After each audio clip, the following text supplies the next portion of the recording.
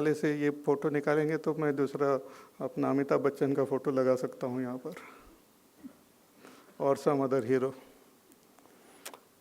Anyway, so pariname vishamiva. I am just dramatizing so that you come to understand the real nature of this rajasic happiness. So don't seek rajasic happiness. Try to transcend this rajasic happiness and try to gain the sattvic happiness. Rajasic happiness se bhi lower is the tamasic happiness. So pariname vishamiva tat sukham rajasam smutam. And the cause for this rajasic happiness is tamasic happiness, and that is now been described in the next verse. Yadagre chanubandhe cha sukham mohanam atmanah nidralasya pramadotham tattamasamudahritam yadagre chanubandhe cha sukham mohanam atmanah.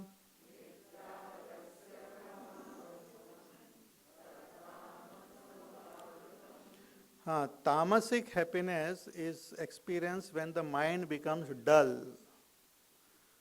When the mind becomes dull with ignorance, with sleep, with laziness, with forgetfulness, with delusion, with intoxication, when the mind becomes dull, there is also an experience of happiness. In fact, it is the experience of absence of pain and sorrow. It is not exactly positive happiness also. The experience of, it's like giving anesthesia. It's like one is not aware, and unawareness, like ignorance is bliss, as they say. Unawareness, ignorance, one feels very happy. That is the tamasic happiness. Nidra, alasya, pramada, uttham. It is born from nidra, sleep, alasya, laziness, pramad, carelessness or forgetfulness, gives rise to this happiness. Mast ekdam. This also is quite popular in the world, this happiness. Very popular. Those who drink, those who go into indulge in different types of addiction, even work addiction, workaholics and all, this type of happiness one experiences. It is when one forgets one's own self, when one forgets one's duties, one forgets what is right and wrong, one forgets one's past and future, one feels happy. Total happiness. One person was falling down from a 100-story building. He was coming down, falling down. Maybe he had gone to fix up something and he was coming down. So another person was standing in the balcony in the 50th floor. He saw him coming down. He asked, "How are you?" He said, "So far, so good." Nice breeze, nice thing. I don't know what will happen in future, but so far, so good. That is called tamasic happiness. So far, so good. If some problem is there, some financial problem, economic problem, social problem, family problem, then what is the solution? थोड़ा सा एक cup का ले लो. नहीं? That fellow drinks and gets intoxicated. As soon as that intoxicant goes deep within, there is unawareness of everything. There is no awareness of what are my duties, who am I, what is good, what is bad, what I should do, what I should avoid. Everything is forgotten. And that forgetfulness gives rise to some sort of peace and joy. That is called tamasic happiness. It is absence of sorrow and pain. And it leads a person more and more into delusion, more and more into ignorance, Bhagavan says, mohanam atmanaha. It dilutes the self. And not only in the beginning but in the end also. Yad agrecha anubandhecha sukham mohanam atmanaha. Even in the beginning and the result of it is more and more delusion and confusion only. A person goes down, gets degraded, goes into more and more tamogun. The ability of the senses get destroyed, the ability of the mind, intellect, all gets destroyed. Person becomes incapable of purushartha. Of purushartha means the person becomes incapable of earning money, experiencing happiness, following the path of dharma, and also attaining moksha. The dharma, artha, kama, moksha, this purushartha cannot be followed by this tamasic person, becomes incapable.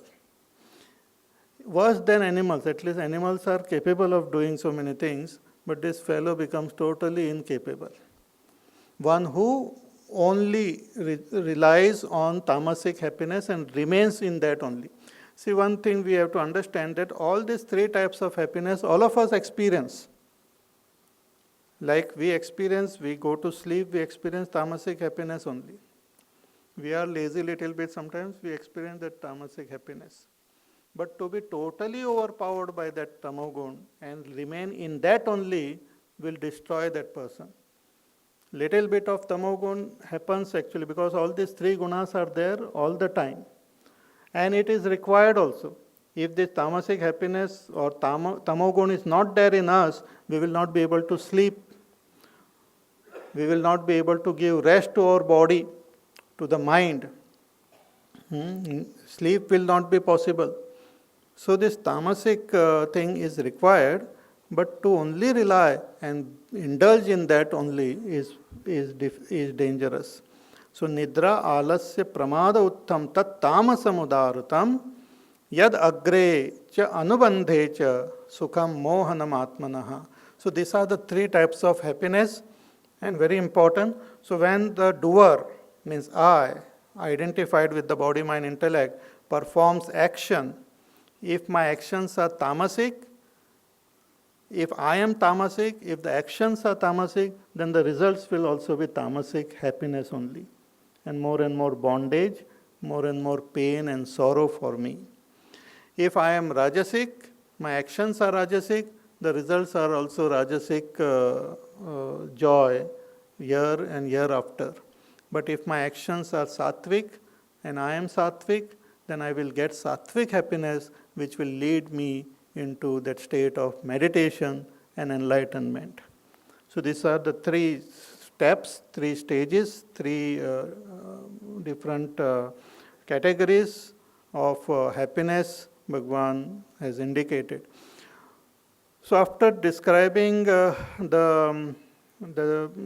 karta, karma, and the buddhi and the dhruti and sukha, now Bhagavan tells in the next words, he says that every being in this world are having these three gunas in them. We'll chant the 40th verse. Natad asti prithivyam va divi deveshu va punaha sattvam prakriti jair muktam yadebhi syatribhir gunaihi न तदस्ति पृथिव्यां वा दिवि देवेषु वा पुनः सत्वं प्रकृतिजैर्मुक्तं यदेभिः स्यात्रिभिर्गुणैः. Bhagavan says that there is no one on earth who is free from these three gunas. No one means no being. Sattvam here means being. Means human being, animal, birds, plant. No being on earth is free from these three gunas. But what about heaven and all? He says even in heaven. Na tadasti prithivyaam va devi deveshu va punaha. Among the devatas, among the other lokas, the whole cosmos is an expression of these three gunas. Not only the living beings, but inert objects are also expression of the three gunas. Even a tiny little atom is an expression of the three gunas. The matter in that atom is tamogun. The activity which we see in that atom is the rajogun. And the pattern or the intelligence through which, or the laws which is follows to have that action is the sattva gun. These three gunas are there in matter, in living beings, in human beings, in beings of other worlds also. Even the devatas, the little devatas, they are also beings who live in Swarga. Those who live in Swarga are called devatas. Those who live on earth are called human beings. So those devatas are also tamasic, rajasic, sattvic. Sattvam prakriti jair muktam. Nobody is free from this prakriti, the gunas born from prakriti.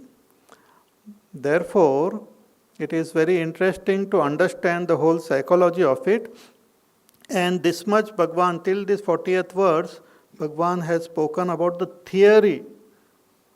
Now he will, from 41st verse, he will talk about the practical use of this theory. Once we have understood the whole mechanism, how to use it in order to become free of these gunas. Though he has conveyed it, but the whole process will be explained in more detail from the 41st verse onwards. That if everything is three gunas, our body is trigunatmika, our mind is trigunatmika, how can we become free? That Bhagwan will reveal in a very beautiful way from the 41st verse onwards, that we will see tomorrow.